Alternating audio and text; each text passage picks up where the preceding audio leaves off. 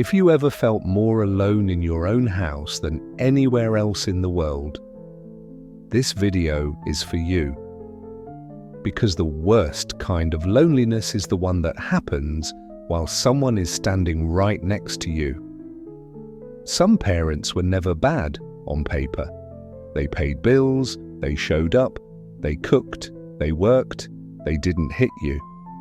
And yet, you grew up feeling like you were living with ghosts.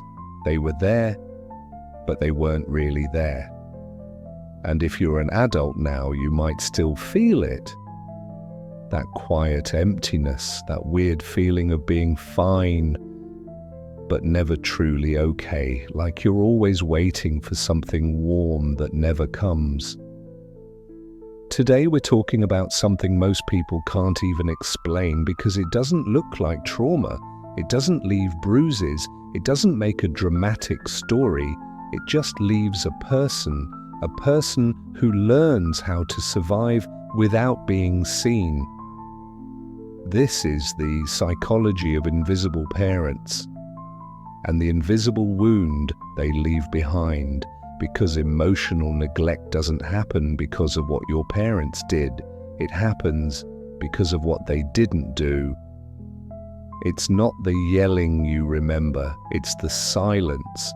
It's the moment you were sad and nobody noticed, the moment you were scared and nobody came, the moment you were proud and nobody looked up. And the messed up part is, as a kid, you don't say, "My parents are emotionally unavailable." You say, "It must be me."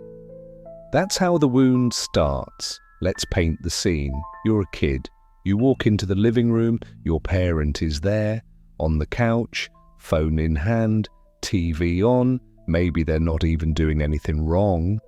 They're just not connecting. So you stand there for a second, like your body is asking a question your mouth doesn't know how to say. Can I exist near you and feel loved? And you try small things first. You show them a drawing. You tell them something funny that happened at school. You ask them a question you already know the answer to, just to keep them with you for a few seconds longer. And they respond like this. Mm-hmm. Later. Not now. That's nice. Not mean, not cruel, just flat. And after enough flat responses, your nervous system learns something. It learns, don't reach, because reaching hurts. So you stop reaching. And that's how you become the kid who doesn't ask for help, the kid who doesn't cry in front of anyone, the kid who gets called mature for their age, which is basically adult language for this child learned how to disappear. Now let's get clear on what invisible parents actually means. It doesn't mean your parents were physically gone. They might have been home every day. Invisible parents are parents who are emotionally absent.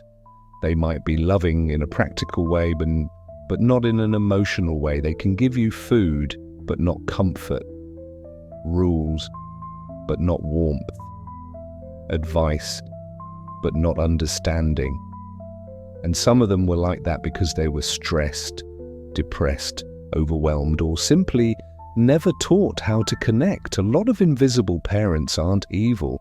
They're just shut down. Like their emotions are behind a locked door, and they lost the key years ago. So when you came to them with your feelings, they didn't know what to do with you. They couldn't hold your sadness. They couldn't sit with your fear. They couldn't celebrate your joy. They didn't mirror you. And that mirroring is everything, because kids learn who they are through reflection. A child looks at a parent like a mirror and asks, "Am I okay? Do I matter? Are my feelings safe? Am I lovable even when I'm messy?" When the mirror is blank, the child doesn't get answers, they get confusion. And confusion becomes self-doubt. This is why emotional neglect is so tricky. Because if someone hits you, your brain can say, "That was wrong." But if someone ignores your emotional needs, your brain says, maybe I'm asking for too much. It makes you question your own reality. And that's why so many adults who grew up with invisible parents feel guilty even talking about it. They'll say stuff like, but my parents weren't abusive. They did their best. Other people had it worse. I shouldn't complain, and I get it. But let me tell you something straight. A child doesn't need perfect parents. A child needs to feel emotionally safe. And when you don't feel emotionally safe, you adapt. You don't heal, you adapt. And the adaptation becomes your personality. Now let's talk about what this does to you long term, because the effects don't stay in childhood. They grow up with you. They move into your relationships, your career, your self-esteem, your body. And one of the biggest effects is chronic loneliness, not I don't have friends loneliness. I mean that deep loneliness where you can be surrounded by people and still feel like you're behind glass, like you're watching life instead of living it, like nobody truly knows you. And here's something wild. Research has shown loneliness doesn't just hurt emotionally, it affects the body too. Some studies compare chronic loneliness to smoking around 15 cigarettes a day in terms of health risk. And that's not a small thing. That's your nervous system living in low-level danger for years, because when you grow up emotionally unseen, your body stays tense. Even when life is calm, your system is like, don't relax, something is missing. And you might not even know what's missing, you just know something feels off. You might feel empty, numb, disconnected, or you might feel like you're always performing. Because another common result of invisible parenting is this: you become addicted to proving your worth. You become the kid who gets straight A's, the kid who never causes problems, the kid who becomes successful. But inside you still feel like a question mark. You keep achieving, hoping one day it will finally feel like love. But achievement doesn't heal emotional hunger. It just distracts you. That's why some of the most hardworking, responsible, strong adults are actually carrying the biggest invisible wounds, because they learned early, if I'm useful, I get attention. If I'm easy, I don't get rejected. If I'm perfect, I might finally be safe. And that creates a life where you look fine, but you don't feel fine. Now let's talk about the masks, because invisible parenting creates survival masks, and these masks are sneaky. They don't look like trauma, they look like personality traits. Mask number 1, the perfectionist. This person is always trying to be flawless, not because they love being organized, but because perfection feels like protection. If you're perfect, nobody can criticize you. If you're perfect, nobody can leave you. If you're perfect, you might finally earn the emotional connection you never got. But perfection is a trap, because it makes love feel conditional. You start believing, I'm lovable only when I'm doing well. And the second you mess up, you panic. Mask number 2, the invisible one. This person is quiet, low maintenance, doesn't ask for much. They don't take up space. They're the type who says, I'm good, even when they're dying inside. They might even feel uncomfortable when someone is kind to them, because kindness feels unfamiliar. It's like getting hugged when you're not used to being touched. Your body stiffens, not because you don't want it, but because you don't trust it. Mask number 3, the rebel. This one surprises people, because some emotionally neglected kids don't become quiet. They become angry. They push people away first. They sabotage relationships. They test love like it's a lie. They might act tough, independent, cold, but underneath it is the same wound. If I let you in, you'll ignore me too. So they'd rather be alone on purpose than be alone by accident. Mask number 4, the caretaker. This person becomes emotionally responsible for everyone. They listen to everyone. They help everyone. They fix everyone. But when it's their turn to be held, they don't know how. They'll even say, "I don't want to be a burden." That phrase right there. That phrase is emotional neglect in a sentence, because kids who were emotionally supported don't grow up thinking their feelings are a burden. They grow up thinking feelings are normal. Mask number 5, the overthinker. This person analyzes everything: tone of voice, text messages, facial expressions. Because when you grow up with invisible parents, you learn to read the room like your life depends on it.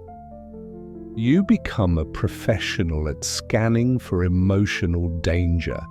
And the sad part is, you might not even know you're doing it, you just call it being aware. But it's not awareness, it's hypervigilance. It's your nervous system saying, "Don't get comfortable, love disappears." Now let's talk about the most painful part of all, the inner story you develop. Because as a child, you don't have the power to say, "My parents are emotionally absent." You don't even have the words, so you create a meaning, and the meaning is almost always, "It's me." Maybe I'm too sensitive, maybe I'm too needy, maybe I'm annoying, maybe I don't deserve attention. That's how self-blame is born. And that self-blame becomes a voice in your head, a voice that says, "Don't talk about it. Don't ask for help. Don't expect too much. Don't get excited. Don't cry." Because when you cried as a kid, nobody came. So you learned to cry quietly or not cry at all. And now as an adult, you might have trouble even knowing what you feel. People will ask you, "How are you?" And you'll say, "I'm fine." Not because you're lying, but because you genuinely don't know. You were never taught emotional language. Nobody sat with you and said, "You look sad, tell me about it." That hurt you, that makes sense. "You're excited, I'm excited with you." Those moments teach a child, my emotions are real. My emotions are safe. My emotions matter. Without that, emotions become confusing, and confusing emotions become numbness. That's why many emotionally neglected adults feel like they're living in black and white, not fully depressed, not fully happy, just existing like a house with no furniture.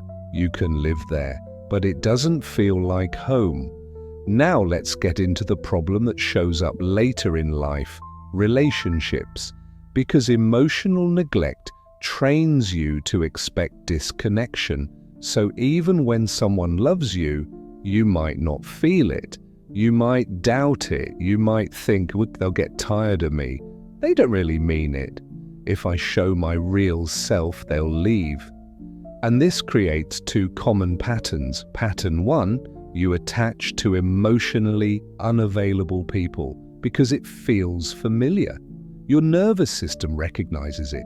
You meet someone who's distant, inconsistent, hard to reach, and your brain goes, "Ah yes, home." So you chase, you overgive, you overthink, you try to earn them, and it feels intense, like love. But it's not love, it's a wound trying to heal itself in the wrong place. Pattern 2, you run from healthy love because healthy love feels too calm, it feels suspicious. You might even feel bored with someone who is consistent because your system is used to emotional hunger. You confuse anxiety with chemistry, you confuse longing with love. And that's how people end up stuck, wanting connection but choosing pain. Now let's talk about something nobody wants to admit. Invisible parenting can also mess with your success, not because you can't succeed, but because success becomes your identity. If you were only noticed when you performed, you might become addicted to being impressive. You might feel like rest is dangerous, like if you stop doing, you'll disappear. So you keep moving, even when you're tired, even when you're burned out, even when your body is begging you to slow down. And you might not even know why, you just feel guilty doing nothing. That guilt is not random, that guilt is a childhood survival strategy, because in your childhood, being easy and productive was the safest way to exist. Now, here comes the part that hits hard. The moment you realize your parents may have been physically present, but emotionally, you were alone. And when a child is emotionally alone long enough, they stop expecting comfort. They stop expecting rescue. They stop expecting anyone to come, so they become their own parent, but not in a healthy way. In a lonely way, they become the kid who says, "I got it," even when they don't. And later, as an adult, that turns into, "I don't need anyone." But deep down, you do. Because humans are wired for connection. We don't heal alone, we survive alone, but we don't heal alone. And here's the moment most people don't talk about. When you grow up emotionally neglected, you don't just miss love. You miss the feeling of being real. Because being seen makes you feel real. When nobody sees you, you feel like a ghost. Like you exist, but not fully. Like you're always watching yourself from the outside. And that creates this question that follows you everywhere. Do I really matter to anyone? Even if people like you, even if you have friends, even if you have a partner, that question still lives inside you because it was never answered in childhood. Now let's talk about healing, because I'm not here to just open the wound and walk away. Healing is real, and it doesn't require you to hate your parents. It requires you to tell the truth. The truth is something was missing and it hurt. That's it. You don't have to call your parents monsters. You just have to stop calling yourself the problem. A lot of healing starts with one sentence. What happened to me? Not what's wrong with me. That shift changes everything, because when you ask, what's wrong with me, you stay trapped in shame. But when you ask, what happened to me, you open the door to understanding. And understanding is the beginning of compassion. Now here are the real steps, not cheesy stuff. Real steps. Step 1, name the neglect. You don't heal what you can't name. Emotional neglect is invisible, so your brain will try to minimize it. But naming it makes it real. It's like turning on a light in a dark room. You can finally see what you've been tripping over. Step 2, learn emotional language. If you grew up with invisible parents, you might have a small emotional vocabulary. You might only know fine, stressed, tired, annoyed. But emotions have layers. Under annoyed might be hurt. Under tired might be sadness. Under stressed might be fear. Start simple. Ask yourself one question every day. What am I feeling right now in my body? Tight chest, heavy stomach, jaw clenched, shoulders up? Your body knows before your mind does. Step 3, validate yourself. This is where people struggle because it feels awkward. But listen, you spent years being emotionally ignored, so your inner voice learned to ignore you too. Healing means becoming the parent you needed. Not by being perfect, but by being present. When you feel something, instead of judging it, say, "Yeah, that makes sense." That sentence is powerful because it tells your nervous system, "I'm not alone anymore." Step 4, reparenting. This doesn't mean pretending you're a baby. It means giving yourself what was missing: comfort, encouragement, safety. For example, if you make a mistake, instead of attacking yourself, you say, "Okay, you messed up, but you're still loved." If you feel sad, instead of numbing it with scrolling, you say, "Come here, I got you." If you achieve something, instead of brushing it off, you say, "I'm proud of you." That's reparenting. And yes, it feels weird at first because you're not used to being treated kindly, even by yourself. Step 5. Find safe connection.